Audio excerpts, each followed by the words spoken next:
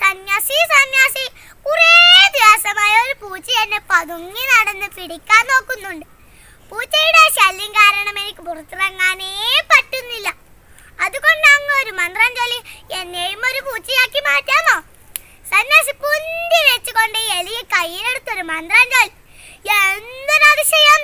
എലി അപ്പോൾ തന്നെ ഒരു പൂച്ചയായി മാറി.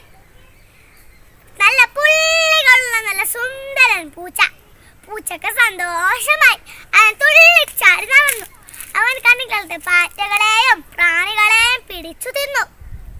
ഒരു ദിവസം അവൻ നടന്നു പോകുമ്പോൾ എഴുന്നോ വന്നൊരു വേട്ടപ്പട്ടി അവന്റെ മുന്നിലേക്ക് കുരച്ചു ചാടി.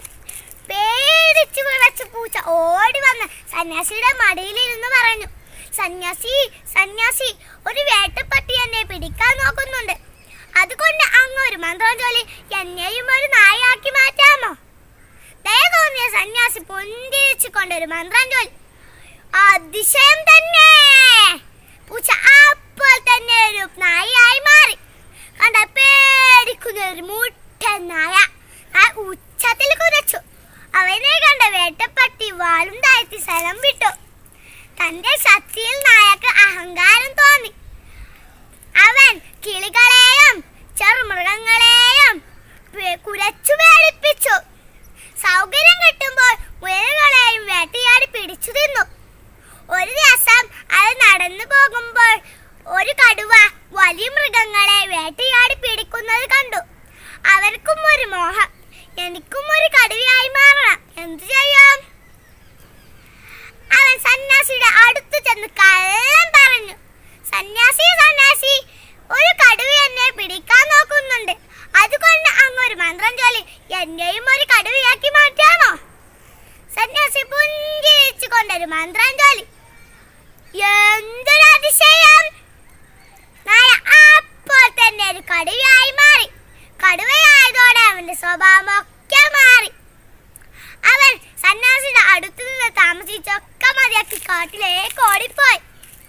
അവിടെ എത്തിയപ്പോൾ മറ്റു മൃഗങ്ങളെ പേടിപ്പിക്കാനും ഉപദ്രവിക്കാനും തുടങ്ങി. മൃഗങ്ങളെല്ലാം സന്യാസിയുടെ അടുത്തേക്ക് പരാതിയുമായി എത്തി. സന്യാസി പറഞ്ഞു, കുഞ്ഞെ, നിനക്ക് വിശക്കുമ്പോൾ മാത്രം ഇത് തേടിയാൽ പോരെ? വെറുതെ എന്തിനായി പാവ മൃഗങ്ങളെ ഉപദ്രവിക്കുന്നത്? കടുവ മുരണ്ട് കൊണ്ട് പറഞ്ഞു, സന്യാസി, ഇത് എന്റെ കാടാണ്. ഞാനാണ് ഈ കാടിലെ രാജാവ്. എന്നോട് കളിക്കരുത്. സന്യാസി പുഞ്ചി വെച്ചുകൊണ്ട് പറഞ്ഞു, കുഞ്ഞെ, നീ രാജാവായിരിക്കാം, പക്ഷേ നീ മുമ്പ് ആരായിരുന്നു എന്ന് ഓർക്കണം. സന്യാസി പറഞ്ഞ കടുവക്ക് തീരെ ഇഷ്ടപ്പെട്ടില്ല.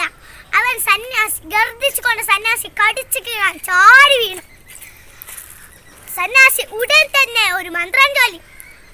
അപ്പോൾ തന്നെ കടുവ പഴയതുപോലെ ഒരു സുണ്ടലിയായി മാറി.